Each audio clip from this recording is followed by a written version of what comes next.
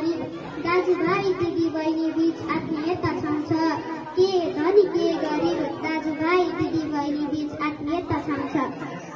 धन्यवाद कार्यक्रम सञ्चालिकाज्यू, यस कार्यक्रमका प्रमुख अतिथिज्यू, विशिष्ट अतिथिज्यू, उपस्थित सम्पूर्ण पदाधिकारीज्यूहरू, एक हातमा भक्तराजु र अर्को हातमा कपी कलम लिएर बस्नुभएका निष्पक्ष निर्णायक मण्डलज्यू, आदरणीय विद्यालयका प्रधानाध्यापकज्यू, सहायक प्रधानाध्यापकज्यू, गुरुवर्ग, दाइ दिदी भाइ बहिनी तथा मेरा प्रतिस्पर्धी अप्रतिस्पर्धी साथीहरू, आज मिति 2082 साल कार्तिकको 2 गतेका दिन अनुशासन समितिद्वारा सञ्चालित शुभ दीपावली तथा छठ पर्वको शुभकामना आदान प्रदान कार्यक्रम तथा